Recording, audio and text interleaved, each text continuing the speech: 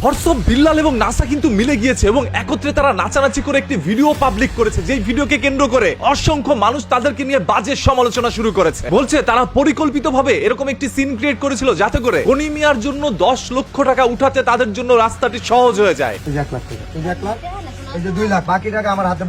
যেমন কিছুদিন আগে কিন্তু থরসব বিল্লাল আরো 10 লক্ষ টাকা উঠিয়েছিল সাইমনের চিকিৎসার জন্য। আর সেই টাকাটি উঠানোর সময় জুয়েল এবং ওমরকে পিছন দিয়ে আঙুল দিতে থাকে এবং তারাও তাদেরকে নিয়ে রিপ্লে করতে থাকে, যার কারণে থরসব বিল্লালের প্রত্যেকটি ভিডিওতে ভিউ আসতে থাকে এবং থরসব বিল্লাল একটা অমানুষের বাচ্চা, ছোট লোকের বাচ্চা।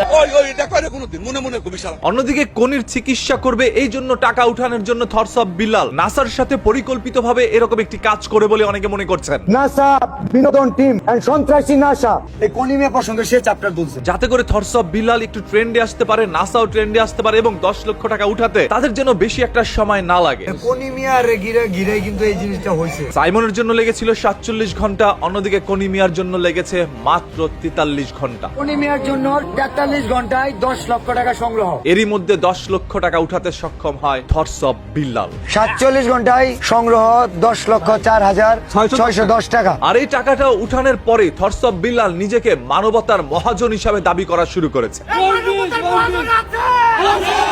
এই পৃথিবীতে অসংখ্য বড় বড় মানবতার লোক রয়েছিল, তারা এখন আর পৃথিবীতে নেই, তবে তাদের নাম হয়তোবা এখনো ইতিহাসের পাতায় লিখা আছে। থরসব বিল্লালও একজন সাধারণ কন্টেন্ট ক্রিয়েটর হয়ে তার জায়গা থেকে সর্বোচ্চ চেষ্টা করছে মানুষের জন্য কাজ করার জন্য। আগামী 3 দিনের মধ্যে যদি সংগ্রহ না হয় বাকি যা টাকা থাকবে থরসব বিল্লাল দিবে। এইটা অস্বীকার করার কোনো অবকাশ নেই। 10,000 টাকা দিবেন, ভিডিও মিলিয়ন না হলে আমি আপনাকে 50,000 টাকা। থরসব বিল্লাল যেভাবে 20 লক্ষ টাকা উঠিয়েছে মাত্র 1 সপ্তাহ বা 10 দিনের মধ্যে, সেটা অন্য কোনো কন্টেন্ট ক্রিয়েটরের করতে হিমশিম খেতে হতো। থরসব বিল্লাল সেটা খুব সহজেই করেছে। কোনি মিয়ার জন্য 43 ঘন্টায় 10 লক্ষ টাকা সংগ্রহ। এই জন্য তাকে অন্তরস্থল থেকে সব সময় ভালোবাসা জানাই। নাসা ভাই নিজে ব্যক্তিগত পক্ষ থেকে 50,000 টাকা দিচ্ছে। সেও একটি মানবিক কাজ করেছে। আমি 50,000 টাকা দিলাম। যাই হোক না কেন, দিন শেষে তারা একজন মানুষের পাশে দাঁড়িয়েছে। তারা একজন মানুষের জীবনকে নতুন করে সাজিয়ে যাওয়ার জন্য মানুষের কাছ থেকে ভিক্ষার মতো করে সাহায্য নিয়ে তারপর তাদেরকে দিচ্ছে। 1 লক্ষ আমি দিলাম। আমি 50,000 টাকা দিলাম। এটা আসলে একটি মহৎ উদ্যোগ এবং একটি ভালো কাজ।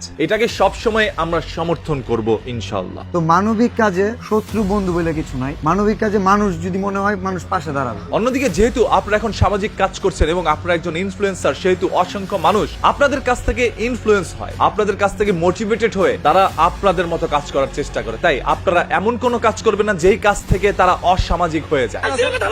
তারা নাটক সাজিয়ে এইভাবে ভাইরাল হোক আর যাই হোক না কেন, দিন শেষে একজন কনি মিয়া তার চিকিৎসার জন্য টাকা পেয়েছে, একজন সাইমন তার চিকিৎসার জন্য টাকা পেয়েছে। 1 লক্ষ আমি দিলাম। আমি 50,000 টাকা দিলাম। সবাই তাদের জন্য দোয়া করবেন যাতে করে তারা সামনের দিনগুলোতেও এইভাবে মানুষের পাশে দাঁড়াতে পারে। আমাদেরকে অনেকে কিন্তু মানে ছাত্রী হিসাবে নেয়, এই সুশীলরাও না আমাদেরকে দেখতে পারে না, এই যে একটা পুন্দাবন্দির কারণে। ভালো কাজ করবেন, বরাবর মনের অন্তরস্থল থেকে ভালোবাসাই পাবেন। খারাপ কাজ করবেন, সেইখানেও আমি কথা বলতে দ্বিধাবোধ করব না। আগামীকাল কোনি মিয়ার জন্য 10 লক্ষ টাকা আমরা সবার সামনে দিব। আমি আপনাদের ব্যক্তিত্ব এবং আপনাদের কাজকর্ম দেখে আপনাদের সাথে থাকবো। আমি কি আজকে ভাইরাল হইছি? আমি 3 মাসে 44 লাখ টাকা আজকে ইনকাম করছি। যখন আপনার সাহায্য করার সক্ষমতা থাকবে না, তখন আল্লাহ তাআলার কাছে দোয়া করবেন।